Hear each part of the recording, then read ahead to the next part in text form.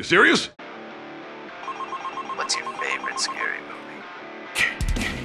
We all go a little mad sometimes.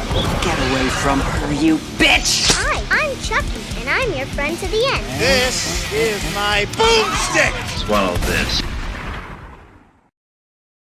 Guys, welcome back. Another episode of the Arrow in the Head show. I am, of course, Lance, my host, I would say, the Arrow himself, Mr. John Fallon. Co-host. Well, Arrow in the Head show, buddy. You're the host. We'll go with that. And special guest today, we're actually welcoming Jessica Dwyer. Jessica, pleasure jumping on board with us, man. It's good to see you. Thank you so much. It's an honor to be here. We're happy to have you, and don't be shy to bust our chops. Or I want his sweater. God damn. Oh, you can swear on this show. No, I said I want his sweater. I'll swear too, but I want his sweater. I know you work for the JoBlo side, you work for the JoBlo Horror side of us, but you have your own thing as well. If you don't mind telling the audience what you do, No, I Fangirl Magazine, Fangirl Radio, Fangirl on YouTube. It all started with Shaun of the Dead and ran from there. Produced a couple of documentaries you may have heard of: In Search of Darkness 1 and 2, In Search of Tomorrow, the sci-fi. Do some writing. I've been doing this for a while, and I absolutely love it. If you couldn't tell from.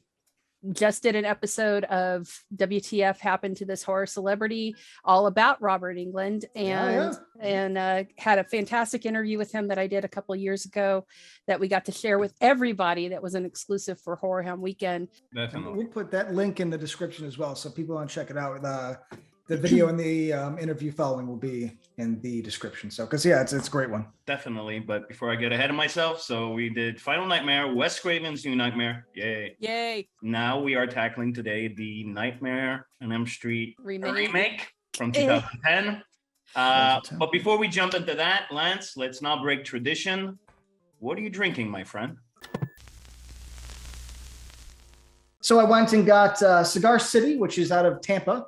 It's a real cool place. I don't know if you've ever been to Ybor in Tampa, but it's essentially this. It's all cigars, kind of has a New Orleans feel. It's a bunch of wild chickens going around, but Cigar City's Florida man. And Florida man. Yeah. So that's what I'm drinking. Is it like 50% alcohol by How much is it? It's a light. It's only 8.5. Oh, okay.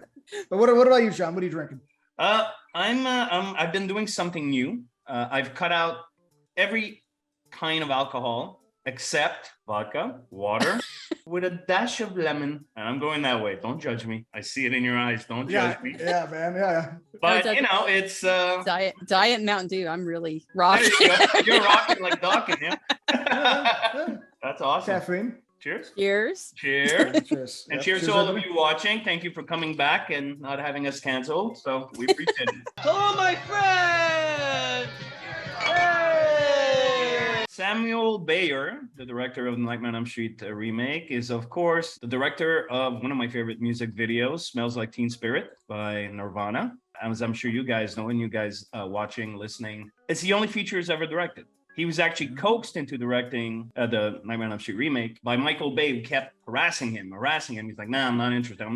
Michael Bay finally convinced him by saying, you make this movie, it will open up your career. And finally said, all right, I'm in. And of course, as we know, he went back to music videos where he's obviously very happy. So, all the power to him. You guys rewatched it before the show. I did it too on Netflix yesterday. And before I take out my finger knives, what did you guys think? Ladies first, Jess.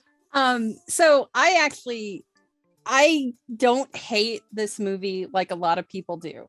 And part of the reason I didn't is, Freddy Krueger is a big part of my life, as we know. I love Jackie Earle Haley. And he was coming off a Watchmen to this and Human Target, which Fox screwed that show.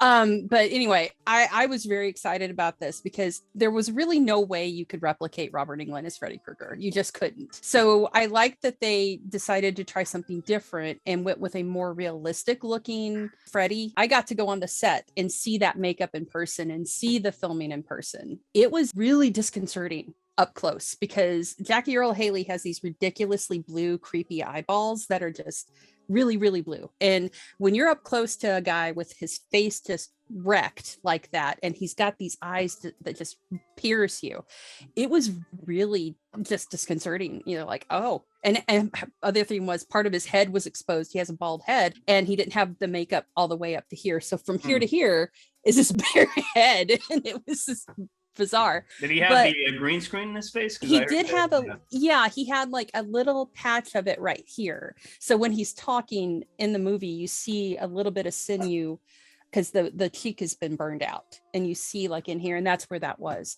The scene I got to watch in film was within the bookstore, which is no longer in Chicago, but this was in Chicago, and they had the little kids in there. They had that whole room where the kids were at, and Rooney Mara was there, and Kyle Gallner was there.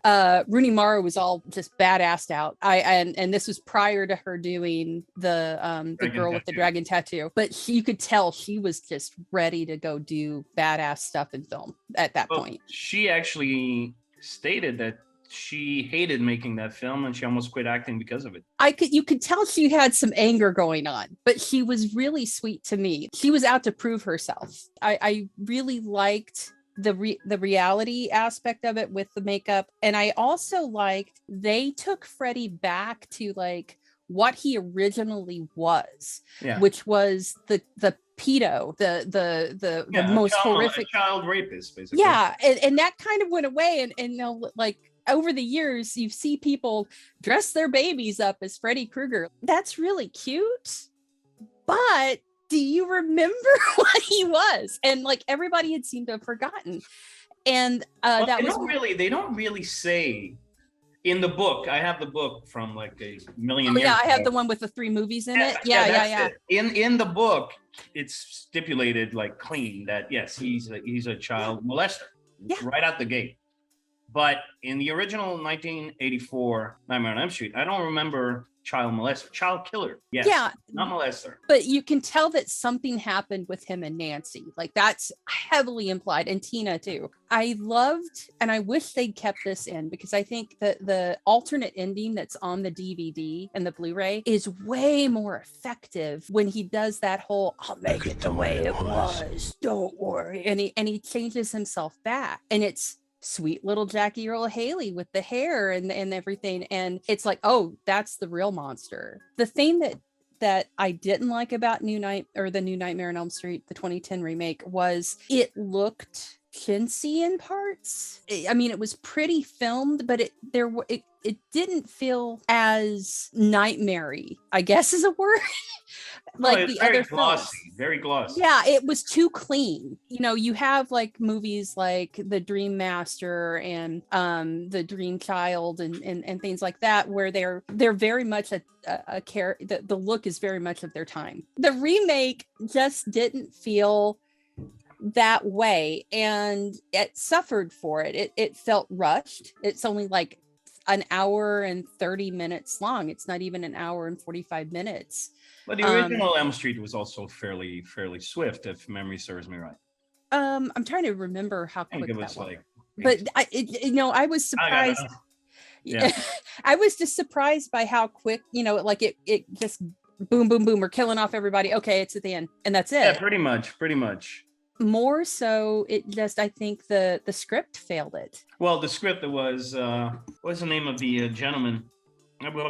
Anyways, it was 15 drafts of the script, and the original screenwriter even said, and I had his name written down, but I can't. Well, it's Wesley Strick and there's Eric Heisner. And that's it. Eric Eisner said. I think it was Wesley. I might be saying that right there. Yeah. Yeah. Heisner said there's nothing of what I did that wound up in the finished film. And it shows. And I had actually a friend of mine that worked on the film, who shall remain nameless, wink, who told me it was exactly that. A film made by committee. And it shows. The movie has no heart, in my opinion. Is not able to generate suspense for its life. Every time it repeated a scene from Elm Street, from the original Nightmare on Elm Street, like, for example, when Tina's in the body bag, Nancy, it felt like totally like just tacked on. We'll just cram that in there. Yeah, let's cram in there, but there's nothing, none of the dread, none of the creepiness. It doesn't even serve the story. It felt like they went down a checklist and duck, duck, duck, duck, duck. And that was pretty much it. And Rooney Mara, and I love the actress, looked like she didn't want to be there. She acted very much like when I actually told her, I said, I can see you doing great things. And she's like, yeah. I'm like, okay, that don't make sense now. Kathy Cassidy was fantastic, I thought. Yeah, and I like Kyle Gallner too, who he was great. He's fantastic in everything he does. It felt disjointed. It felt like you said, it felt like everything that was in respect to the original film was just crammed in. Like, oh, we gotta do this, we gotta do that. I like the whole thing of him being set on fire and ripping the jacket off and having the sweater. And there were some really good moments. I almost, I discussed this with my husband later after we saw the movie. I said, it would have been really neat is if he had been innocent, because they kept doing that whole thing. Like, are they going to make him innocent? Are they going to not? It would have been better if he had been. Like, it would. Who are the real monsters here? Okay, well, yeah, hell yeah, go kill them. The other thing that I forgot how bad it was the special effect of at the end with her mom being murdered. I'm like, this was only 12 years ago. Why is it so cheap? I watched this twice. It's funny because I actually thought I fell asleep. So I rewatched like the last half again, and I realized I was just fucking bored. But so I used to, I'm from Chicago, the Chicagoland area. I remember I was in Oak Brook. I was working out there. I used to work in cosmetics. And I remember a guy came in. He's like, I'm looking for some makeup, I'm looking for some stuff. And I'm a chatty guy. So it's like, oh, what's going on? What you looking for? And he's like, oh, I'm working on this new movie. And he's like, it's top secret. And so like, I'm like, okay, whatever. I'm like, he's looking for foundations, looking for this. And so we kind of chat up. And he's like, well, listen, I'm doing the makeup and the effects on the new Freddy Krueger. I'm like, oh, that's awesome. It's fantastic. He's like, it's gonna be good. It's gonna be dark, a lot of practical stuff. I'm like, oh, that's fantastic. I was like, hey, Godspeed, sir, Godspeed. And then in 2010, I remember me, my roommate, and his girlfriend at the time went and saw the movie. And I walked away and I hated it. I'll be honest, I absolutely hated it, and I haven't seen it since. And I forgot all about all this. This is a movie that came, went, and I haven't thought about it since. I mean, little bits. There's things I remember. So after rewatching it, it's funny. I don't actually hate it as much as I did. I think my biggest complaint is it's, pardon my French, fucking boring. This stupid movie with a power glove that ruins the character on a broom is entertaining. I mean, this is so bland. And no offense, Rooney Mara, but she was miscast. And if she wasn't, then she should have tried. Because I'm not gonna lie to you, I'm like upset because I don't want to go to work sometimes too, but I do. I don't want to go to retail and smile, but I did because it's my job. She got paid more than I've ever made, and she looked visibly bored and upset. And I was like, "You got to emote a little more." I don't know. I'm like, more. Give me a little more. I know you're supposed to be exhausted and tired, but it's a get exhausted, tired. Like my mom like woke me up to go like mow the lawn, kind of shit. Like I did that when I was 16. My dad's like garage work. I'm like, You ever get tired of coming here every weekend? Hi, it's Nancy. I don't understand. You said that we didn't know each other. I just saw Grace in a body bag. I know what we need to do. Come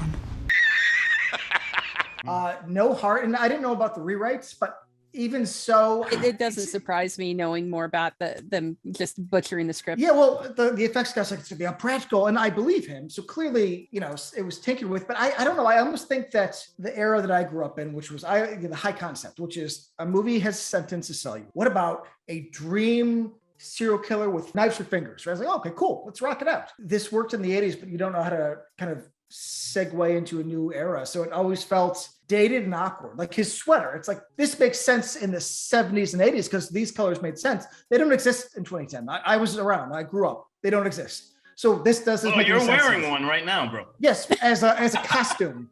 As a costume, not as like some gardener living in a fucking school. And then the hat, I'm like, this isn't the 60s here. I don't know. It was, everything about it just seemed weird. The whole thing was weird. Like things like that. It's like everything is from the past. It does make sense in 2010. It's almost like they just were like, well, we'll put it in a modern time. And I think that did a disservice. Like Jessica mentioned earlier, they didn't make it its own. They just copied and pasted. And I've never felt so out of place. And maybe because I was bored, so I was nitpicking, and I'll be honest, I probably was looking harder into things, but like you said, a committee, a factory, and I was like, that's really what it. You know, you watch the original Nightmare on Elm Street, and it really like it's. Yeah, it has charm. Yeah, it has charm, it has heart. It's genuine. There you go. You know, when Freddy shows up for the first time, you know, and the stretched out arms. And you know, oh my God, no, this is God, you know. Yeah, and it's gross and gritty, and like that diner scene, which I was watching it and I was like, I don't remember this sucking this bad. Like it just was so dark, and it's like, I know why this is dark. It's because of budget. You know, it was a way for them to cut down on budget, so we'll just make everything really dark, right? And we'll put a couple pig heads in there. I think you're right in terms of why it didn't fit. The time is kind of like with like the new Texas Chainsaw Massacre. You know, they were trying to, I guess, be edgy with the whole, you know, we're going to film them with our phones and cancel you.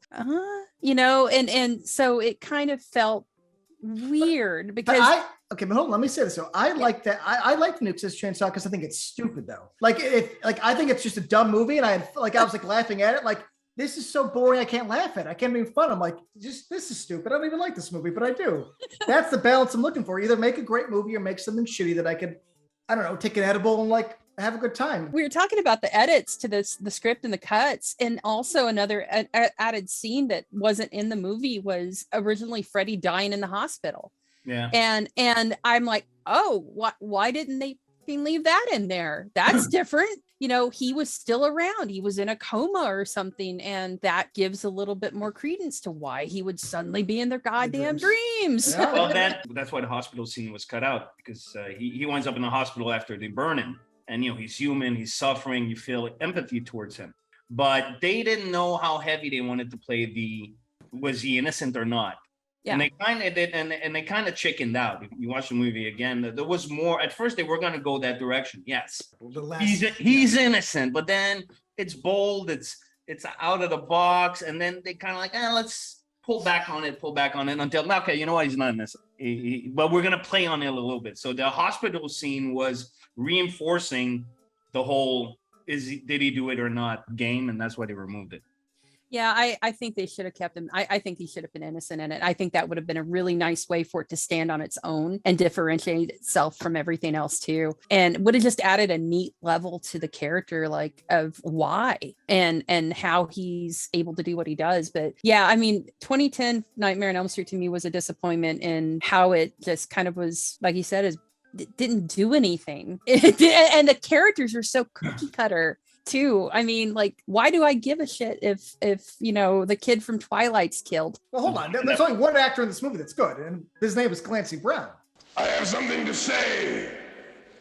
It's better to burn out than to fade away. No brain, no pain.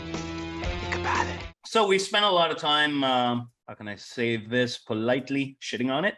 Is there anything you guys liked? Lance, what are you doing? Looking at my notes. Oh, I thought you decided to.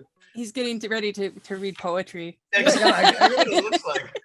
Well, because there's not a lot, so I'm like, okay, wait, what did I like? I wrote it down somewhere, you know. I got 3 out the gate. I liked that when they redid the Tina death. I liked it was just one slash, and then a nice little slow motion moment. Yeah, when she dropped shot, and then boom, and then slash. So I thought rhythm-wise, it was really interesting that as opposed to Craven's version, and even his version in Wes Craven's New Nightmare, because he did it again, which is a chop, chop, chop, you know, a lot of chopping around. It was one slash, and I thought it was cool. The micro nap idea, I thought that was really cool. That one scene where I think they're a grocery store or pharmacy, they're trying to get the drugs, right? Yeah. They kind of switch from where they are to the dream because they're micro napping.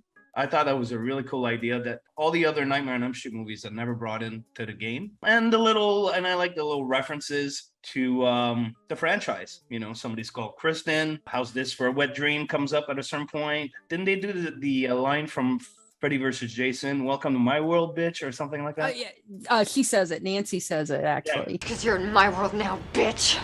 I would say, again, I love Jackie Earle Haley. I thought he brought a really just his voice and just appearance. He did, you know, he didn't half-ass it. He went for it because it's the only way you could do it, you know, but he has a ferocity to him that worked. I like the fact, and I'd said that before, that they brought back what made Freddy creepy, which is what he really was when he was alive. And I liked, even though it wasn't included in the final cut, I liked that alternate ending and how they worked that, because it just made it that more cringe inducing. Those are the things I really, really liked about it. If they kept with that, is he innocent?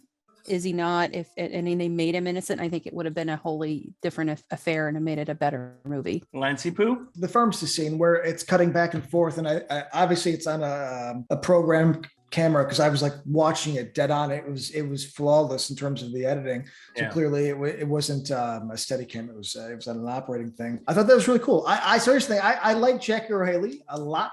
I think he did decent. I think the script did suck. I hate his look. He looks like the bully from Christmas Story, that little ginger guy. And so I have a hard time taking him seriously. Zach Ward. Yeah, he looks like, that's so mean. Well, he looks like Zach Ward in Christmas Story, only burnt. I don't know. I didn't like the look. I didn't like the realistic look, because it just looked goofy. I don't know. And I do think they added way too much CGI. I know it's only on the cheek, but like when he moves, it was weird. He did this thing that I thought was kind of cool. He had this like nervous tick where he would scissor his fingers. And I like that. I was like, okay, that's at least something. That's like a little you. I dug. I wish they did a little more on his voice, like with modulation, personally. But I'm nitpicking. I did like him. I think he was a guy that showed up. Him and Clancy Brown, the only two people this entire movie that showed up. That's right, Gwen. He's right. This is not the This way ends to do it. tonight. Everybody else took the check, which again, give me $3 million. Kathy Cassidy, she played Chris, who's really Tina. I thought it was fantastic. Very affable, and Jesse, you have to believe me. like maybe because Rooney Mara was so awkward. And Gallner did great. Gallner too, yeah. Yeah. The guy from Twilight, you call him, even though he's not from Twilight. Yeah. I mean, he's not the Twilight. Oh, Helen Lutz in the opening is the guy from Twilight. Yes. Everybody was boring to me except for Clancy Brown and Jackie Earle Haley. I did like more the backstory. I did like them chasing him. I think Freddy Krueger having some F-bombs actually was good. I don't know if I don't remember him ever having those. And if he did it, it wasn't a lot. In this, he was like, I'll fucking get you. And I was like, it's good. I like that. Good. It's just made more sense. I find it funny. A friend of mine that I keep running into her in the fandom circles, her name's Erin. She was a Jackie Earle Haley fan from when Watchmen came out. And it was hilarious because we were talking about the new season of Stranger Things, which has just a metric butt ton of Nightmare on Elm Street, including Robert Englund. But it's funny. I said, Vecna talks like Jackie Earle Haley's Freddy. Yes. I didn't fucking think so.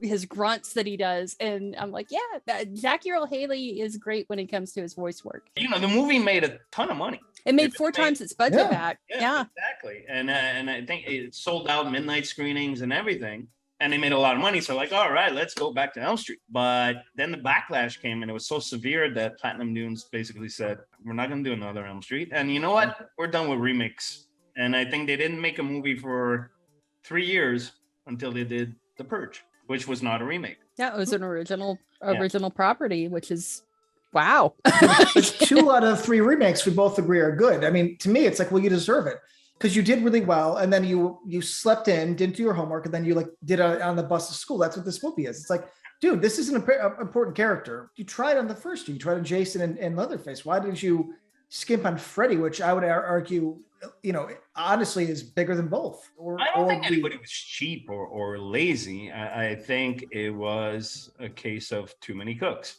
What happened? Why was there too many cooks here, but not in Jason or Well, it depends who, Look, I wasn't there, so I can't really. No, John, you're the business guy. Come on. I know, but I know how it works. Samuel Bayer, who's a music video director, who's not Wes Craven, who's not, James Cameron or anybody. It's his first feature. You don't think, I'm assuming here, I don't know this for a fact, but you don't think there's like 5-6 guys who control the money. At the end of the day, the final say goes to the people with the money. And who's got the money is the producers, executive producers. Shut the fuck up, dude. You're going to do what I tell you to do. Marvel. It's a Marvel way. I think what a good comparison here would be District 9. Okay. Neil Blomkamp. Yeah. I think I'm butchering how you pronounce his last name, but you had District 9, which had literally no interference from anybody. The script was like that thin because everybody was allowed to improvise and do stuff on the fly. It had great special effects, didn't cost a lot of money somehow, but it had literally no interference. It was one of his first properties that he'd ever done, one of his first films. From that, you go to Elysium, which I hated with a passion. And Charlton Copley, who was the lead in District 9 and who ended up in Elysium as the bad guy named Krueger, funnily enough, he was even saying that, he was asking if I could, I wanted to improvise here and here and Neil would come over and say, no, you can't do that here. And it was because the studio was just on top of him with that film. Fox are renowned for that. Black's Predator is another one of those that went through, I call it. Oh, God. the suit grinder, it always killed me. I understand you're putting in a lot of money and you want to make sure your investment is secure, but the whole point of hiring an artist that you think is talented should be that you trust that artist. But it feels, having been on film sets, what happens a lot is that the people in control, even though they're not the artist, they like to have their word in. It validates them. It makes them feel important. Weinsteins were huge on that. I mean, come on. Poor, God bless Wes Craven. They made him reshoot an entire movie.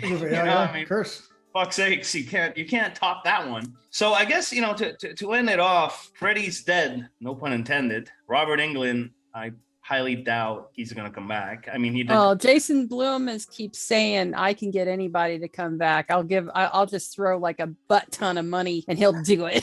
I hope he doesn't. I don't want him. I don't think he should. Honestly, and I love Robert Englund. I love Robert Englund, but there's a point where you gotta leave on a high note. Yeah. All right, that's it for me. Yeah. I mean, he did the Goldbergs. He came back for the Goldbergs for like 5 seconds. Yeah, I don't think that looked good though. To me, that was like really bad. He looked weird. So the makeup wasn't as good as it should have been. That's for sure. Well, it was a TV. Yeah, it was a TV show. But yeah, I think if you're gonna do a new Nightmare on Elm Street, find a new Freddy. Don't try to recreate England. I'm kind of that team that's saying Kevin Bacon. Kevin Bacon is Freddy Krueger now with his face. Or goddamn, the guy that played Vecna, Jamie Campbell. God, he was great. He was channeling it. He had that face. You have to have that face. It's almost like a witch. Whatever they do, I honestly wish it wasn't Blum. Give it to A24. Give it to somebody weird. I don't know. No offense to Blum, but Blum's very hit or miss. I know that's controversial to say, but it's like an A24 Nightmare on Elm Street. I'm just saying, give me something weird. At this point, I got my bland remake and I got my weird cartoon. So the thing I don't have is the Artur version. Give me that. I agree. I'm all for that as opposed to another McDonald's version of Freddy, an assembly line McNugget, Yeah, but really, what do? You retell the first movie again? Reinvent it. Piss people off, but reinvent it. You have to, yeah. I don't know how. Keep the core of a dream killer and just go with it. In the world we live in right now, with all the crap that's real, you have a lot to play with here in terms of mental health, who believes who. You can go dark with this and make it the stuff of nightmares. Well, everybody that's sat right here to the end for the show, what about you guys? How do we keep Freddy going? Do we even want to keep Freddy going? So comment, give us your suggestions. Lance and I are usually in the comments. We're there to, accept the insults. We're also there to bust balls back. So let us know what you think. Yeah, that's it. Well, look, Jess, thank you so much for dropping by. Hey, no worries, man. Anytime. This was great. Yeah. And I was expecting you throwing grenades at us a couple times, but it didn't. So that's pretty good. I need some Florida, man. I would. I'd be a lot more vicious. Thank you so much for watching and listening, and comment away, and see you guys next time. Bye, guys. Bye. Later, guys.